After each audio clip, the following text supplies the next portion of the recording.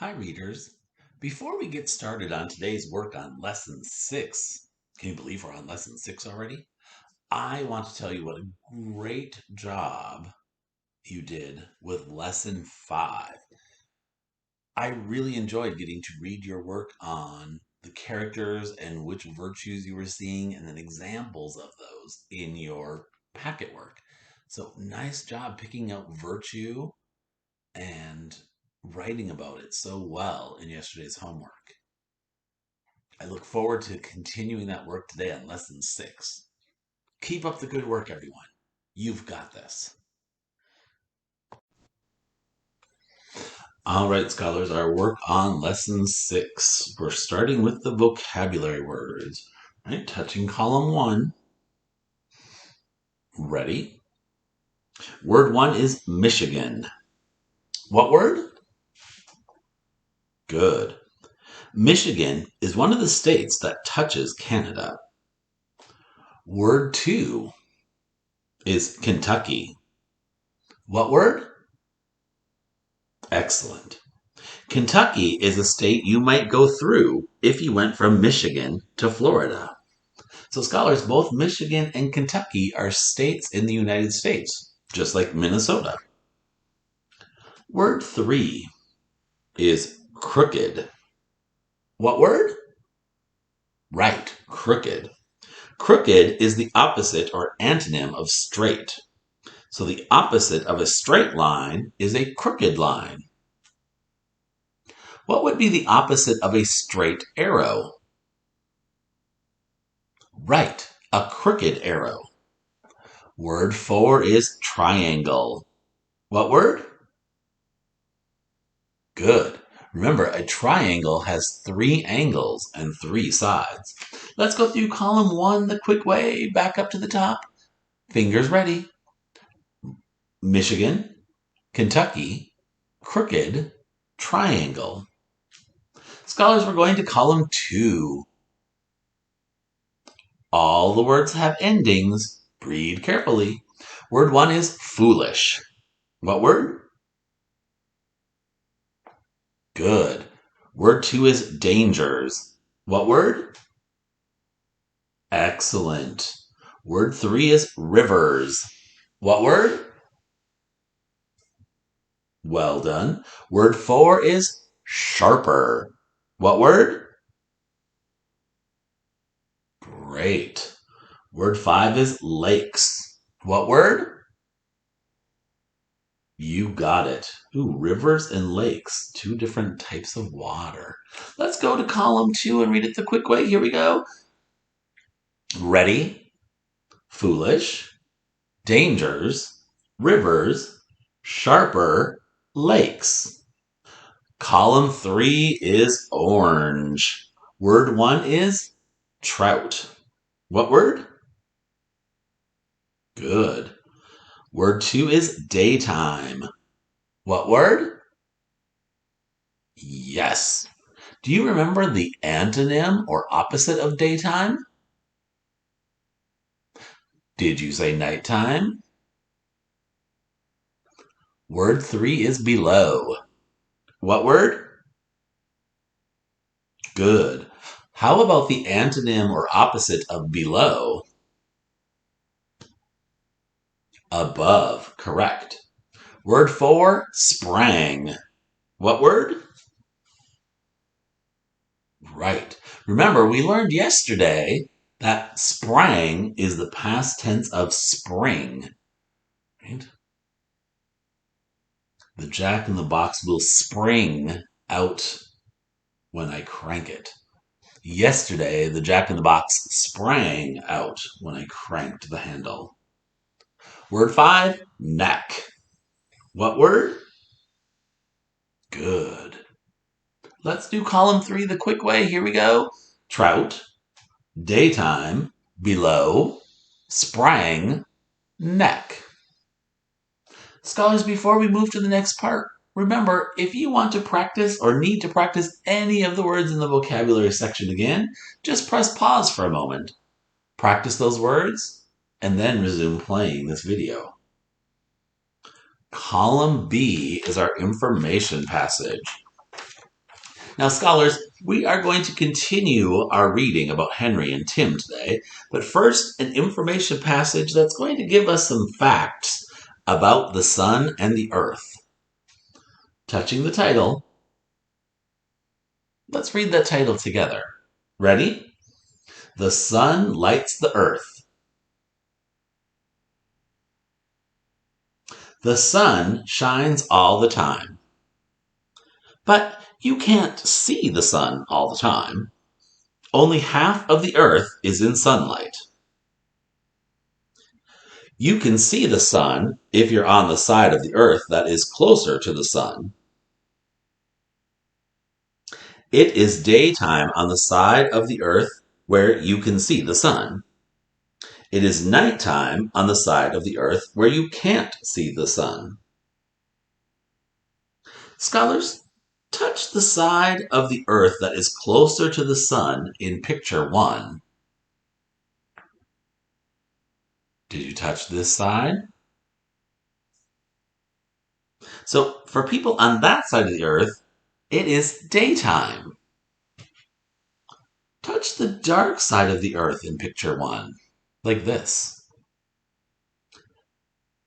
What time is it for the people on that side of the earth? Right, it's nighttime. The earth turns around once every 24 hours. Scholars, let's say that sentence again. That's a really important one. Ready? The earth turns around once every 24 hours. Right? 24 hours in a day.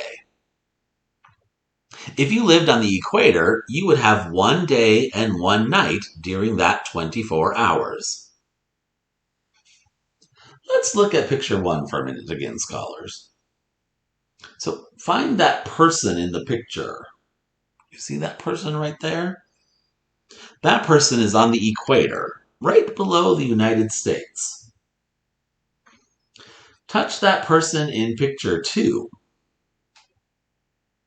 That is where the person would be 6 hours later. The earth has turned.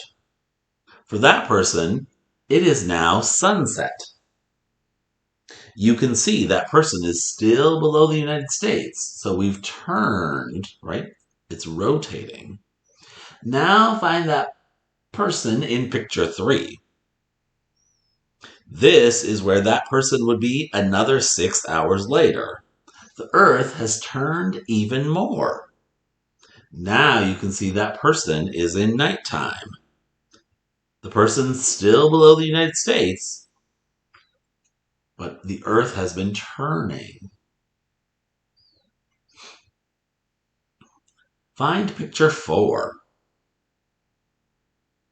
This time we can't see the person in that picture because the person is now around on the other side of the earth where we can't see it in the picture. Right? And that person would still be in nighttime, but it's probably by that time starting to near dawn, right, where the sun is starting to rise. One more time, I want to ask you a question. How long does it take the Earth to go all the way around? Did you remember? 24 hours? Good work. Now, scholars, before we read our story about Tim and Henry today, take a moment to pause. I want you to reread this information passage right here aloud before we continue.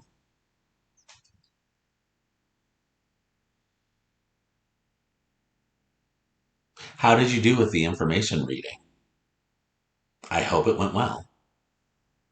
So, part C is our story today. The geese leave Big Trout Lake. Ooh, this sounds like an exciting day for Henry and Tim. Pointers ready? Please remember to follow along with your finger or bookmark or index card. We want to build good fluency and strong tracking during our time this fall. I'm ready. Tim and old Henry spent the night in a small woods near the lake. In the morning, the lake was completely frozen and the air was even colder than it had been. Tim said, "I'm supposed to leave today, but I still don't know about all the landing spots. How long do you think it's going to take for me to learn about them?" Henry said, "Oh, I thought of a different plan." Scholars, I'm going to stop right there for just a moment. I asked you at our last lesson to do some thinking about what could they do differently. Think for a moment about your idea. Do you remember what you thought maybe could be a solution? Let's see how your idea compares to Henry's idea or plan. I'll fly along with you part of the way. After we reach the third landing place, I'll head back here. Tim smiled. "Thank you," he said. "I like this plan a lot better." So scholars, what's the new plan?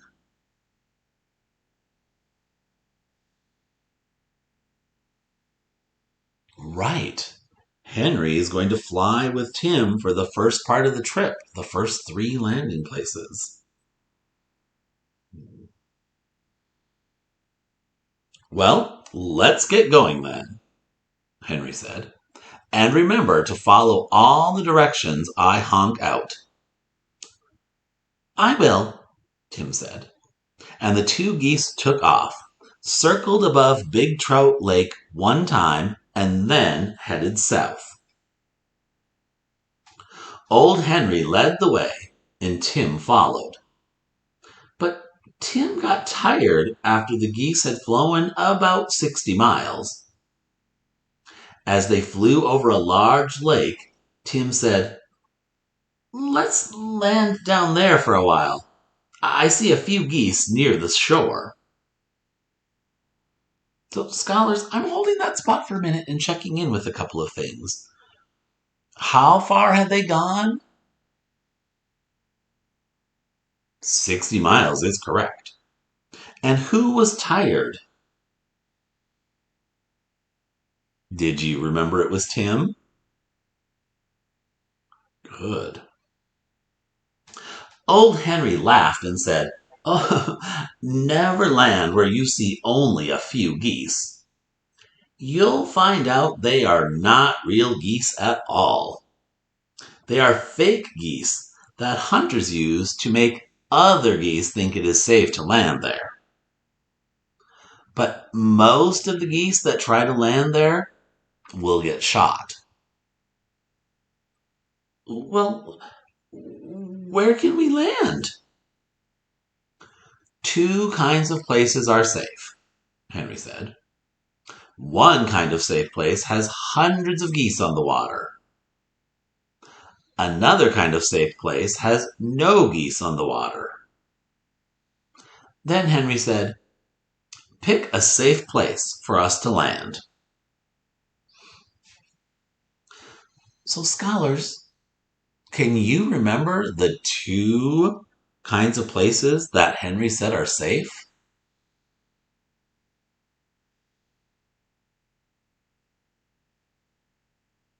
Did you get them both? One is a place that has hundreds of geese on the water, and one is a place that has no geese on the water. Tim said, "Well, that's easy. There are lots of lakes down there, and I don't see ducks or geese on most of them." "Well, lead the way to a safe place then." And that's what Tim did. The 2 geese rested there for a while. They ate some water plants and took a nap in a field. Then they took off and flew south again.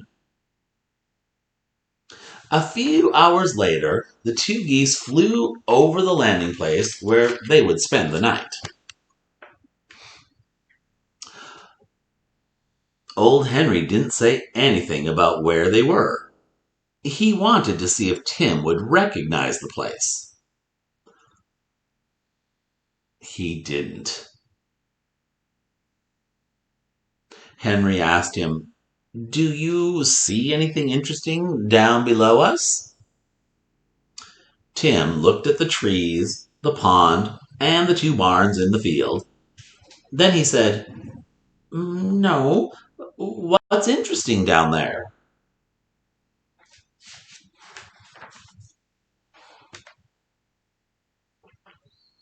At that moment, old Henry knew that he would have to do something more than just tell Tim how to get to Florida on his own.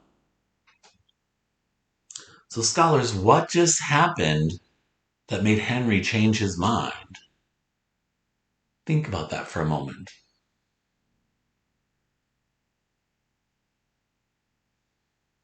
Did you connect your answer to the fact that the place they were supposed to go or to stop, the place with the two barns and the pond, that Tim didn't recognize it or realize that was the landing place?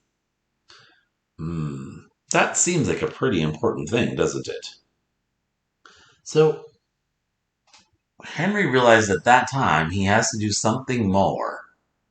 Do you have any ideas about what more he could do?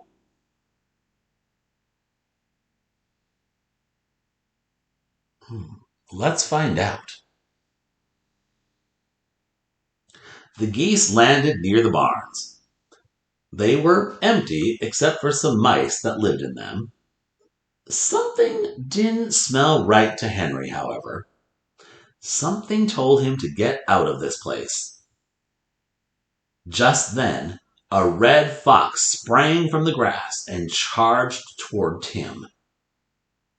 Before Tim could take off, the fox had grabbed his tail feathers.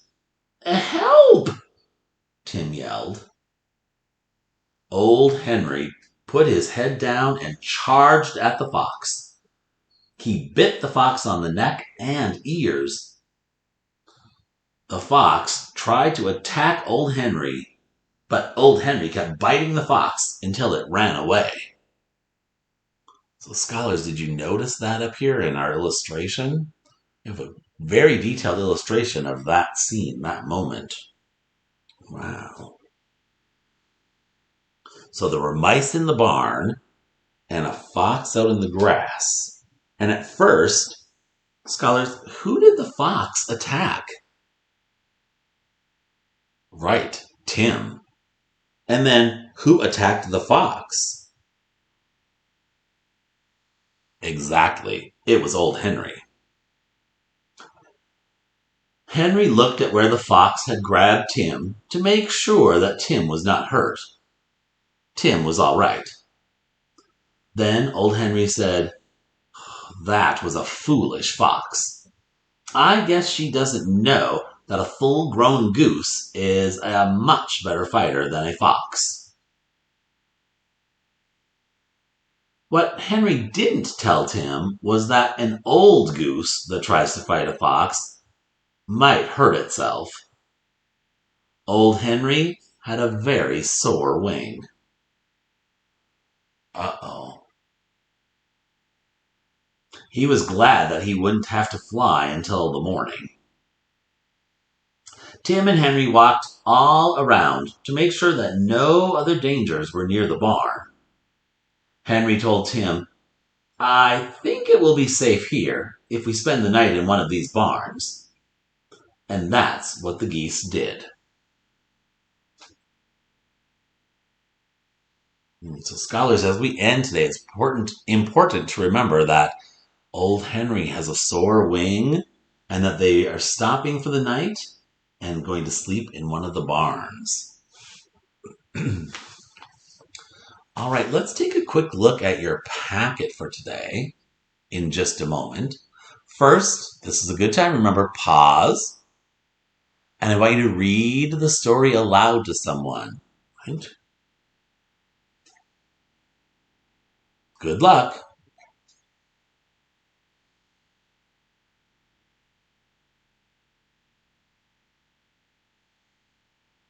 All right, how did your reading go? This was our longest story yet, so I hope you were successful in tracking and building your fluency. Very important. So scholars, when you work in your packet today, I'm looking here again at our scoring rubric, right, to see we need, again, part of the question is in your answer, right, that you've answered all the parts. We need 2 examples. We'll get to that in just a moment right here. A thoughtful connection, that's this part down here. And then, of course, capital letters, right? Your capitalization and your punctuation, which are going to likely be periods because you're telling me an answer. Again, in today's story, we see old Henry act with virtue to help his new friend, Tim. Choose one of the virtues and one of the characters from our story. Write 2 ways old Henry. Oops, so we're not going to choose one of the characters. Right? It tells us to do old Henry, use old Henry. Has shown virtue in today's story. So you can't write about the same virtue well, you could use the same virtue as your work from lesson 5, but you can't tell any examples, right, from previous stories. So they have to be examples from today's story of how old Henry has shown that virtue. So if I'm going to use words from the question, right, I'd probably want to start with old Henry showed. And then scholars, you're going to want to think of what virtue do you want to use? That's what you would write there. Remember, the virtues, if you flip your packet over, right, the virtues are right here from lesson 5. So you can take another peek at what those virtues are and help you with spelling them. So old Henry showed blank when, and then your example from the text, your evidence. And then my second one, old Henry also showed blank. So same virtue again, right? I want 2 examples showing the same virtue. When, and then I want to make sure I'm writing a second example of how old Henry has shown that virtue. So scholars, you can pick the virtue, but then 2 examples from today's story. Right? It has to be from today's story. And then the connection, right about a time you got hurt or were sore.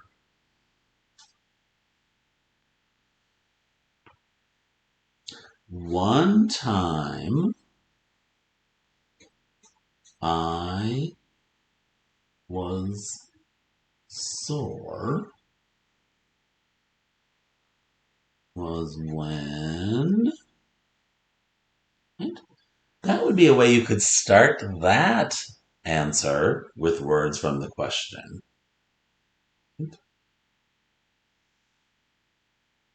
Good luck, scholars. I look forward to reading your work.